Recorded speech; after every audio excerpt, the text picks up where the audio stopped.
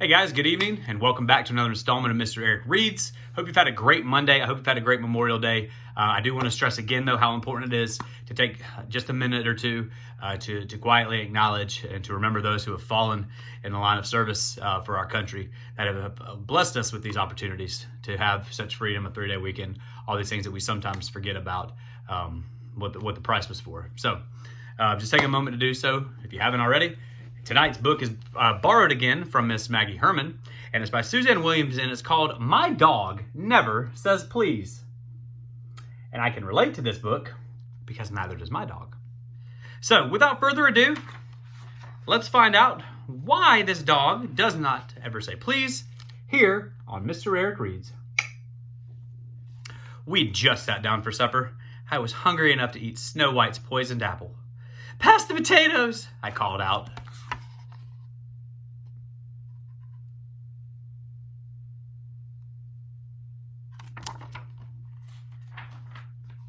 Ma raised an eyebrow.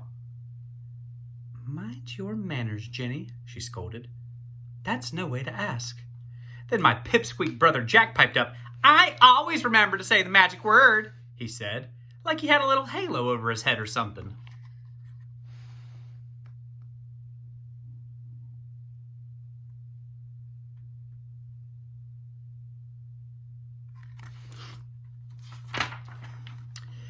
Drat that Jack. Sometimes I wish I was a dog.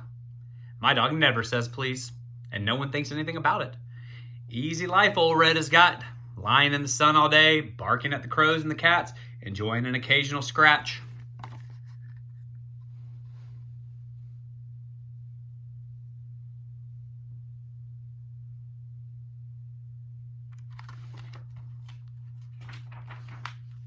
I grabbed a chicken leg as the platter went sailing by and tore into it, pretending that I was a dog with a bone. "Chew with your mouth closed, Jenny girl," Pa said sternly. "No one wants to see what's going inside of your mouth." "And use your napkin," added Ma. "You've got gravy on your chin." "Jenny's disgusting," said Jack, making a show of cutting his chicken into teensy little bites.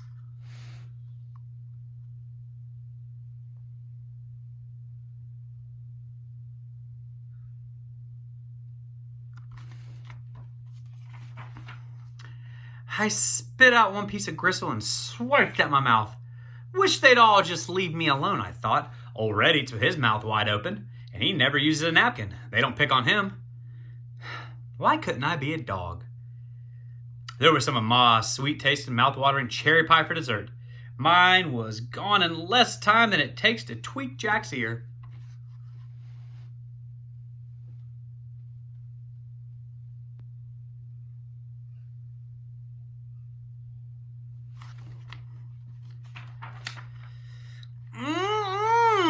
I said, running my tongue over the plate to get the last sticky drops of cherry juice. "You sure make the best pie in the world, Ma. How about a second helping?" "Jenny May Perkins," said Ma, "you're hopeless. It's not good manners to lick your plate, and one helping of pie ought to be enough for a girl your size." "But I'm growing," I said, wondering why she hadn't noticed that. Seems like she only looks at me to see my manners. Anyhow, what's wrong with licking your plate? It's a sign of respect. Shows how much you like something, I think. My dog licks the plate, and everyone pats him and tells him he's a good boy. Lucky old Red.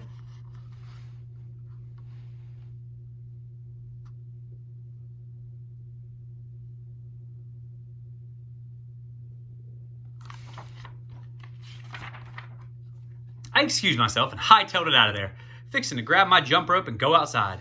But Ma had other ideas. She poked her head inside my room. Seeing as how you're done with supper," she said, "you can get started on this room of yours. Looks like a tornado went through here." "Oh, Mom," I said, "I like it this way. Everything's right where I can see it, instead of hiding in the drawers." Ma just gave me one of those looks. The kind that would burn a hole through an iron safe, like this.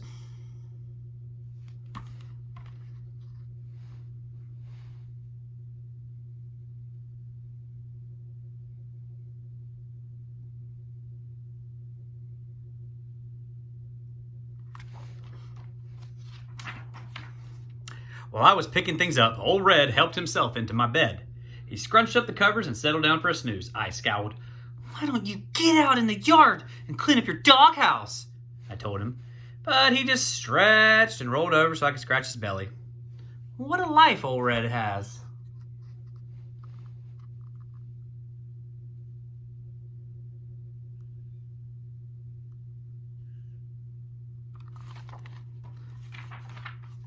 I finished my room, grabbed my jump rope, and headed for the back door, figuring I could sneak out quietly before Ma could see me and think of something else for me to do. I had one foot out the screen door when Jack, that little tattler, started hollering. "Ma!" he bawled. "Jenny's gonna go outside in her bare feet." "Jenny May," Ma called, "you put something on your feet. Pa's been hammering out back and there's likely to be nails around. First thing you'll go find is go poking through your foot." Ouch.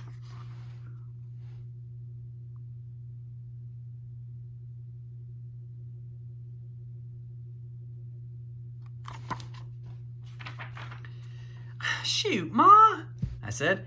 "Shoes crowd my toes." Truth is, I didn't know where my shoes were now that my room was all cleaned up. "Don't argue with your Ma," said Pa. "Go put your shoes on." I let go of the screen door. Old Red must have heard it squeal, because all of a sudden he streaked by. He almost knocked me over as he pushed open and leapt outside. I sure didn't notice any shoes on his feet. Talk about unfair. Seems to me like a dog's life is much better than mine.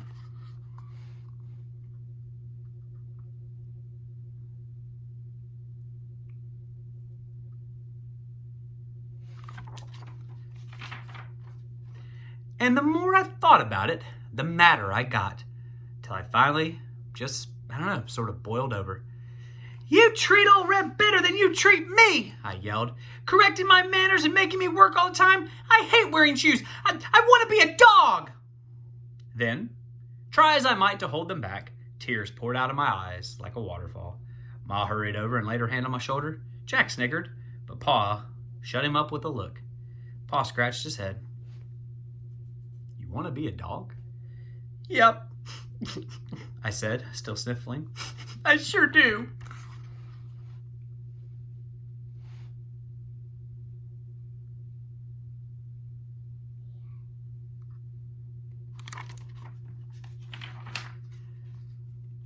And then I thought about how great it would be.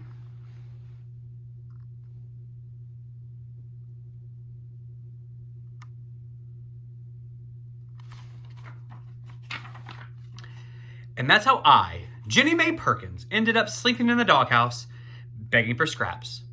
Old Red's real good about sharing, though. I think he's even given me some of his fleas.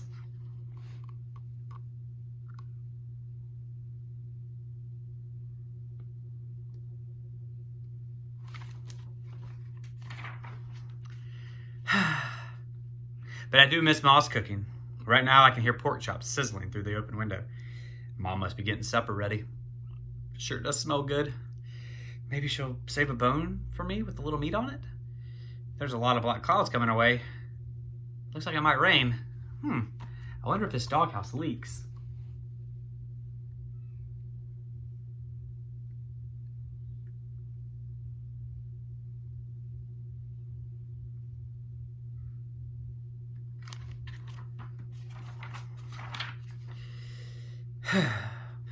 Pa says I can go back to being myself anytime I've got a mind to. So maybe I'll just saunter on it and wash up for supper.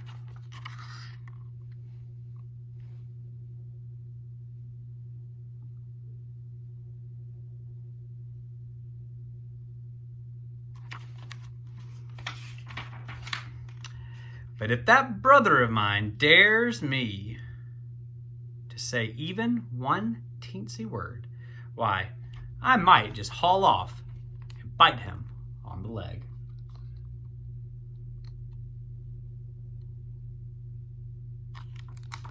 The end. That was My Dog Never Says Please by Suzanne Williams here on Mr. Eric Reads.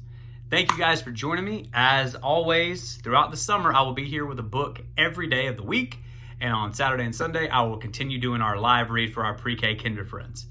Take care of yourselves, guys. I miss you. I hope your summer's going well so far. And I will see you guys around, hopefully sooner rather than later. See you around.